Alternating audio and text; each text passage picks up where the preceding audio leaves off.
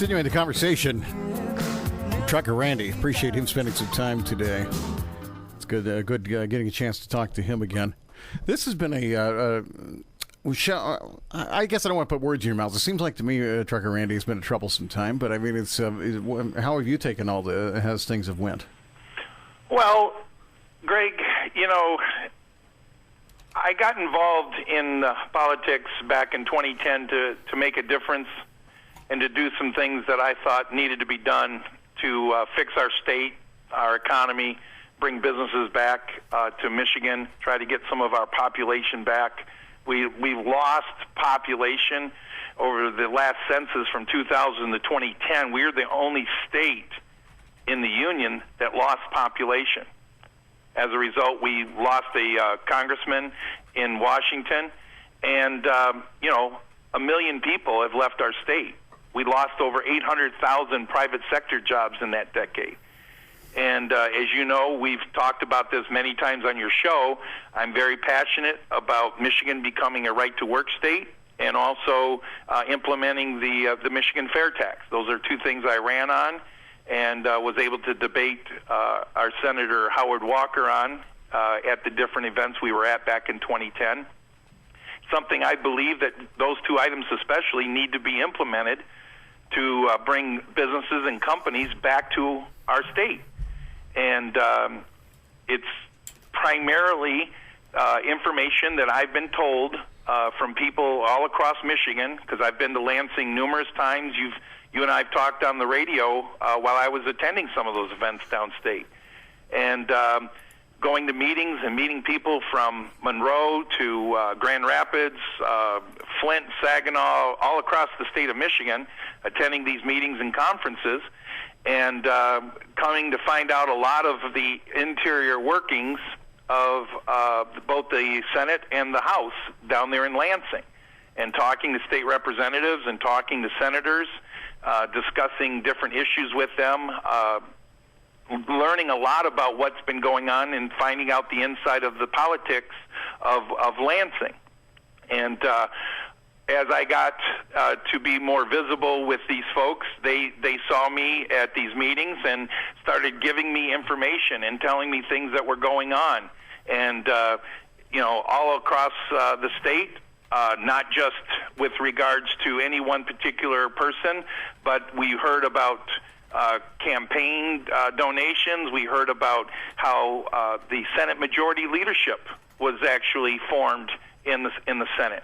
And I started connecting the dots and started talking to more and more people, and they just saw me as a source of somebody to share this information with, and I felt compelled to make sure that these people are held accountable for their actions and for what they do down there in Lansing. It's affecting our economy, it's affecting jobs, it's affecting our families.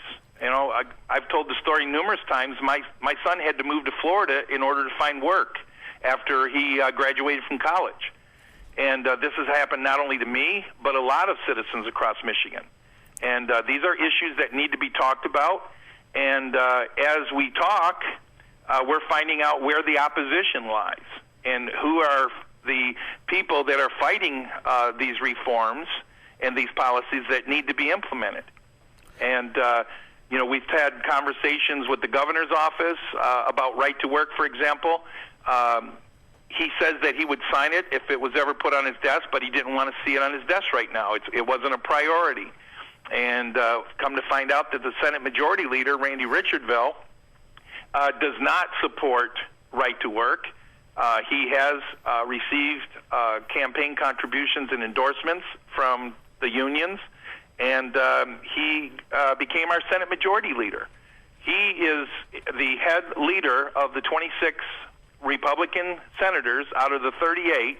They have a supermajority, and Senate Majority Leader Randy Richardville controls all the bills that are introduced, which committees they get assigned to, and once they pass out of committee, he decides when they go to a floor vote.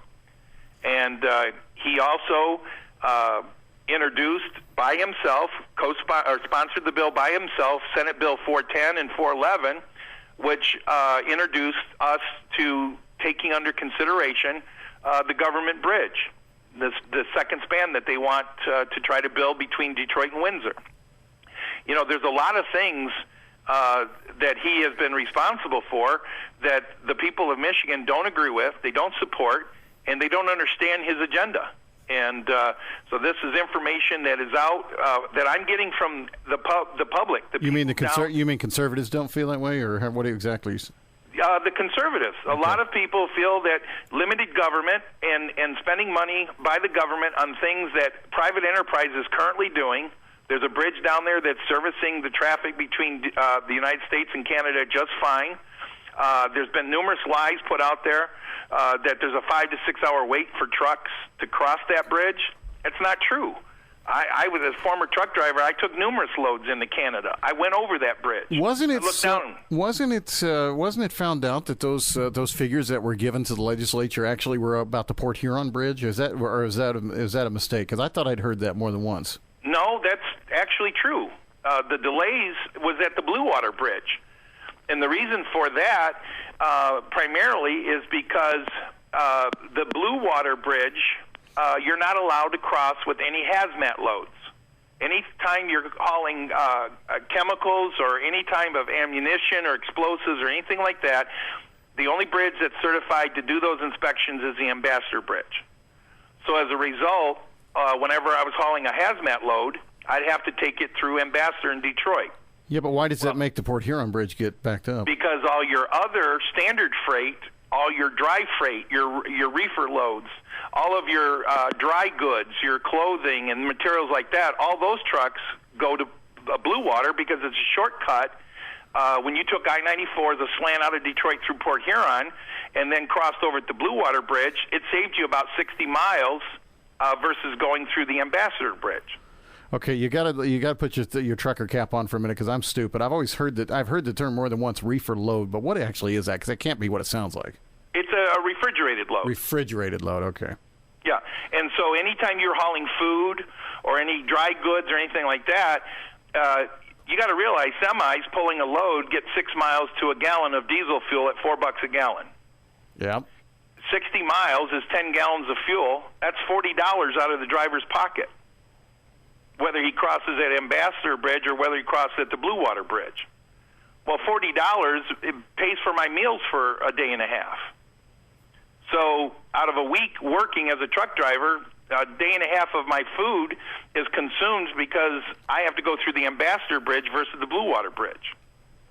So if purely economics, a lot of trucks go to Blue Water, and that's why you have the backups. Well, that's where the studies were done. The studies were done on that Blue Water Bridge, and they tried to pass those studies and those backups and delays as being backups and delays for the Ambassador Bridge. I crossed the Ambassador Bridge in 15 minutes. I never, ever had to come to a complete standstill while I'm crossing that bridge above the Detroit River. That truck wheels were moving from the time I left Detroit and I got to the other side and got into a lane to be inspected my bill of lading, my driver's license, and my security papers. I never once slowed down and was moving the entire time I crossed the bridge. And there's just been numerous lies and misrepresentation and corruption, all kinds of donations and things that the people of this state need to hear the truth. And I finally decided that I was going to stand up and be that voice to tell the truth and to expose all of this political game that's going on in Lansing over all these type of issues. And a lot of these issues keep coming back to the Senate Majority Leader, who controls what bills get introduced and assigned to committees in the Senate. And as you know, you have to get them passed in the House and then taken to the governor for signature in order for it to become law. And there's just a reoccurring theme going on here on numerous issues that, frankly, I think the people of Michigan need to know about. Is that why you decided to make some of the things public that you did? Because I know a lot of people say that was on a personal level and so forth. I've heard people say that, well, and you've probably seen some of these on Facebook too. Trucker Randy wants vengeance because they won't pass right to work, and that's what started all this stuff. No, that's not true. The people of Monroe reached out to me and told me what they believe to be true, what they've heard, what they personally heard. Other people, witnesses are coming forward now, are willing to go public with the information that they shared with me previously. I believe these people to be telling the truth, and that's exactly what I shared. It wasn't anything that I felt was a personal attack, had nothing to do with right to work. It was with personal information that I felt the people, the senators, the other 25 Republican senators, need to know about before a major story broke that would cause political damage to the party here in a major election year. We have the elections coming up in November, and we're going to be voting, hopefully, to defeat Obama and Stabenow and get our Republican majority reelected in the House. And I wanted to make sure these folks were aware of this information that was rumbling out there from the people down in that district. Understood.